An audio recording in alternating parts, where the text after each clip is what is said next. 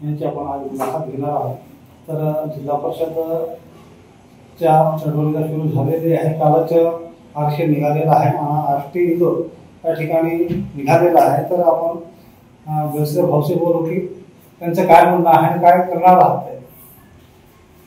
आष्टी इंदोर क्षेत्रात सर्वसाधारण सीट आलेली आहे आणि शिवसेना इथे लढणार जिल्हा परिषद आणि दोन्ही पंचायत समिती।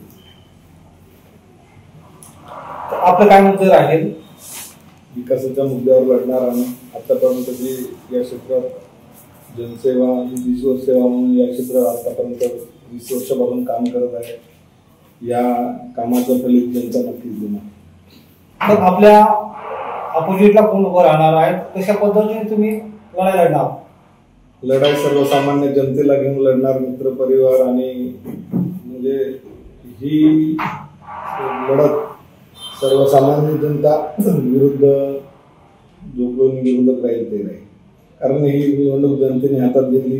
कालच जवळपास मी माझ्या मोबाईलमध्ये बघितलं, जवळपास 500 ते 1000 लोकांचे स्टेटस जवळपास ठेवले की भाऊ या मतदारसंघाचा उमेदवार असावा आणि इथे भाऊच्या माध्यमातून विकास होईल आणि विकासाचे इथे भरपूर कामं आणलेले आहेत। जवळपास आष्टी जवळपास मी सरपंच असताना स्पर्धा परीक्षेची लायब्ररी असो किंवा जिथे कुठेही रस्ते, रोड, नाल्या, पाण्याची टाकी, तर जे पण विकास काम आहेत खेड्यापाड्यात मी माझ्या परीने केलेले आणि वाटेल तेव्हा आपण जवळपास 2008 पासून एम्ब्युलन्स सेवा देत आहे, गोरगरिबांना ब्लड सेवा, रुग्ण सेवा आपण वारंवार 24/7 जनतेचे कामं करत आहोत आणि याचंच फलित म्हणून जनता आपल्याला एवढं म्हणजे एवढं याच्याने पाठिंबा, विश्वासाने पाठिंबा देत आहे। मतदारांना आपण काय संदेश देणार आहात? मतदारांना एवढा संदेश देत आहे की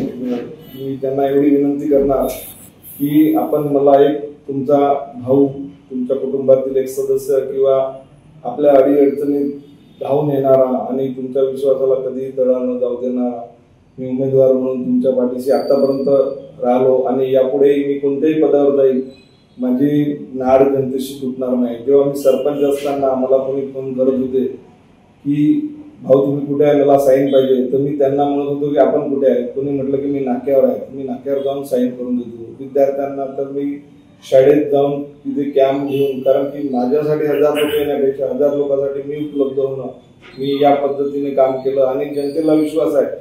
आज मी आष्टी सारख्या ग्रामपंचायत मध्ये जवळपास 20 वर्ष 15 ते 20 वर्षापासून आमची सत्ता आहे आणि ती सत्ता सुद्धा एक हाती आहे, कारण जनतेचा विश्वास आहे की आपण भाऊकडे गेलो आणि असं काम झालं नाही, असं कधीच झालेलं नाही। माझ्या घरी आतापर्यंत जो मी कोणी दुःखात आलेला व्यक्ती तो हसतच गेलाय आणि मी नेहमी जनसामान्यांच्या पाठीशी आहे, होतो आणि राहील। आपण जिल्हाध्यक्ष आहात, किती सीट लढवणार आहात? मित्र पक्षाशी चर्चा झाल्यानंतर आणि आमच्या वरिष्ठांचे जे आदेश येतील त्या परीने आम्ही तयारी सुरू आहे। जर युती होईल तर युतीत लढू, जर युती झाली नाही कदाचित किंवा वरून आदेश आले की किंवा मित्रपक्ष जसं आता राष्ट्रवादीने आम्ही 51 सीटची पण तयारी केली असं जाहीर सभेत बोललो। आता मित्रपक्ष आमचा मोठा मित्रपक्ष भाजप आहे, त्यांच्याकडून काय आम्हाला विचारणं होते किंवा आमच्या वरिष्ठांचे काय आदेश येतात त्यानंतर आम्ही आमची भूमिका स्पष्ट करू। तर किती लोक निवडून आणणार, काय तयारी? तयारी पहिले युती झाल्यानंतर आम्ही ठरवू की किती सीटा लढणार। जर युती न झाल्यास आम्ही आमची जी तयारी झाली आहे आम्ही तुम्हाला 4-5 दिवसात स्पष्ट करू। काही विधानसभामध्ये 19 सीट आहे आणि तुमच्या चामोशीमध्ये गडचिरोली विधानसभेत सुद्धा 17 सीट आहे। तर आम्ही बऱ्यापैकी सीट्सवर तयारी केली, जे विनिंग कॅन्डिडेट आहेत तिथे आम्ही पूर्णपणे ताकदीने। सध्या महिला राज असल्यामुळे त्यांच्याबद्दल काय बोलाल? महिला तर 50% आरक्षण असल्यामुळे 51 पण सीटावर महिलाला राहता येते आणि महिलांचं जिल्हा परिषद अध्यक्षाचं पण आरक्षण महिलांचंच निघालेलं आहे, त्यामुळं कोणी पण महिला जिल्हा परिषद अध्यक्ष होईल आणि शिवसेनेचा महिला कणा हा आहे, कारण शिंदेसाहेब असताना शिंदेसाहेबांमुळेच लाडकी बहीण असो किंवा एसटी मध्ये महिलांना 50% आरक्षण, सर्व जेवढ्या काही महिलांच्या लाडकी दीदी असेल, हे असे सर्व महिलांच्या उपयोगी जेवढ्या बी योजना आहेत शिंदे साहेबांनी सुरू केल्या आणि जास्तीत जास्त महिला शिंदे साहेबांवर प्रेम करतात. कारण की तुम्हाला माहिती आहे, कॉमन मॅन, लाडक्या बहिणीचा लाडका भाऊ असे शिंदे साहेबांचं त्यांना हे लागलेलंच आहे. त्यामुळे महिला जास्तीत जास्त आमच्या पाठीशी आहे. Thank you so much.